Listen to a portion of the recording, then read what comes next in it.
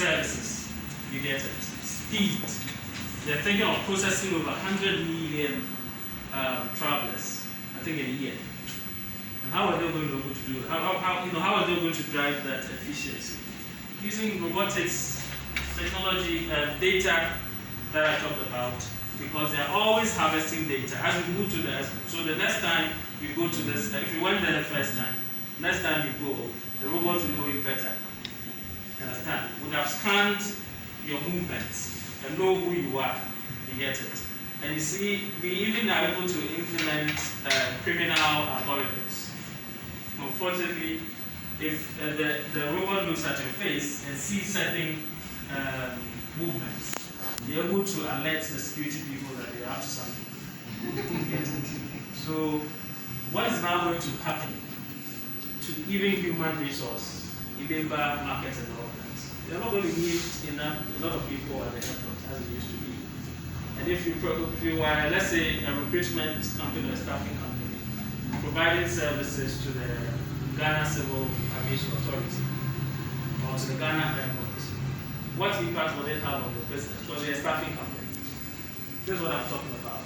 It's about thinking about what is happening on the landscape, the technology landscape, and how eventually it can impact your business. You understand?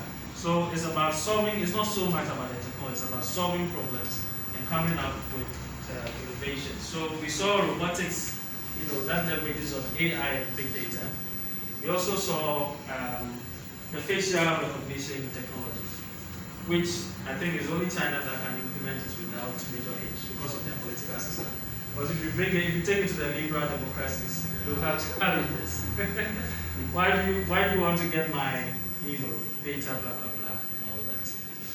So that is how digital transformation is playing out. And as I said, it's influencing the way leaders are thinking, right from politics to businesses, in solving problems and coming up with innovation. Yeah, so that's what I talked about. All right, so implementing a DT, let me quickly run through. This is where our job is, you understand? We are to build capacities for business leaders and help them just not only get the awareness, but know how to implement, craft the strategy and also implement it. So this is what I hope that we'll be doing a lot of job.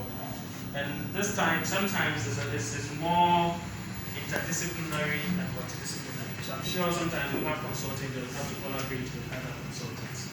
Because it's not only, again, about technology, but you might use traditional management systems like change management. You cannot just introduce technology to you must go through the change management processes and all of that. So that is key. Fundamentally, you must look at the end result. You are not just going for technology's sake. So if you go for a technology that is so cumbersome and that the end users have no use for it, or they go to your site and it's so cumbersome, they are not encouraged to stay or even explore your services more. Understand? So we talk about user experience in digital transformation, user interface, user experience. How are the users going to use your technology? So in digital transformation projects, you spend a lot of time when it comes to user experience. Other than that, you lose that. So these are key principles you must take into account when you are developing your digital transformation strategy. So an overview of the program that we have. Now this is part of capacity building. So the training is part of capacity building for business leaders. So mainly is to, as we can read, to compete, businesses need to adapt and thrive. Organizations need leaders who can think strategically and harness the digital change to create new value for customers and opportunities for businesses. So it's really about the ability to adapt. So the ability to adapt is key. So capacity areas, we are looking at critical awareness. That is key, as I've been hammering on. The critical awareness of DT alone is sometimes not enough, but very influential in making a business technology relevant. Because if you have leaders, if you are a business owner, and you are not aware, as I said, about what is happening in the technology field, you have a challenge. And the awareness is a skill, and it's a matter of capacity. You understand? Because there's a way to have that awareness. There's a way to have that. You must know that in order to gain critical awareness of the technology landscape, this is what you do to do that. And then another area, initiative, to be able to initiate innovation and projects. Yet initiate digital projects to solve problems that you want to solve for your customers or for your internal customers. And then craft and execute DT strategies is a capacity area. How do you craft the strategy and how do you execute the strategy? It's not that simple, face value. Understand? It runs deep to leveraging on even current research in the social sciences across board to be able to understand people. There's what we call technological efficacy. You understand? Which you need these principles to be able to implement or execute your strategy. Because if you don't understand the process by which people acquire technological efficacy, like the workplace, there's a process they go through. There are mental barriers to be broken. People are technologically averse, they're feroz. Some people are threatened. Even the AI threat alone is a mental blockade. The moment you're trying to bring a robot to the workplace, you're going to face challenge. People then feel threatened. Hey, this thing is going to take over my job. You bring a software, somebody will be threatened. So you need to go through processes to ensure that your strategy is effective. So that is why we need experts who have dedicated time to study this area to be able to support. It's not that simple at all. And then establishing the DD risks opportunity centers, risks and opportunity centers. Now I said that it's fundamentally about risk transformation.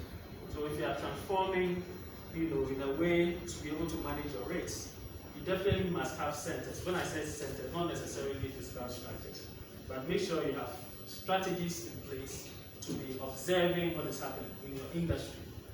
And I know that here too we'll be offering a lot of services to companies or businesses because you cannot dedicate all your time monitoring the technology environment. And sometimes you even need technical people to help you see what is going to happen. And then the workplace productivity, as I said, is one key area that we have to help companies build capacity. Because you need to train your people. So you, the leader, you need training, but your workforce also need training. You need to identify the skill gap. Are people able to maximize Microsoft 360? You understand? It's a whole bouquet of technological tools that we use for productivity. If you are lacking in some of them, it might impact your productivity. So target group for this training, which is about capacity building, we are looking at business owners, so CEOs, departmental heads in organizations, because if you have a department, it could be in a public institution, and you are heading a department, and the people you are working with, at the end of the day, responsibility comes to you. Who you are working with are lacking digital skills. How do you achieve your goals? How do you become productive? You get it. So departmental heads in organizations need this training, religious leaders. When we had COVID, I'm always referring to COVID. There's a church called Church Online, when friends are Google. Understand? All the services are online. You don't need brick and mortar to go to church. And it's even better. You understand? You have people who can pray for you, just send you your request. And you have people following up on you to find out how you're doing, either through email or messaging and all that. You can send your prayers, whatever you pray for, a lot of stuff. So religious leaders need that. Educational leaders, AIDEC. Now, distance learning has conquered geography. If you have to travel to go and study, technology has made it better. And sometimes the experience is even better than classroom. Though classroom has a fundamental advantage. Sometimes there's a need to connect. But online, if you have a very good technology like a virtual learning environment, it's even sometimes is much more beneficial in certain ways. People are able to collaborate more. You're able to go back to the lectures, to review, to understand more. You're able to send in real time. If you have a challenge, you can contact your professor.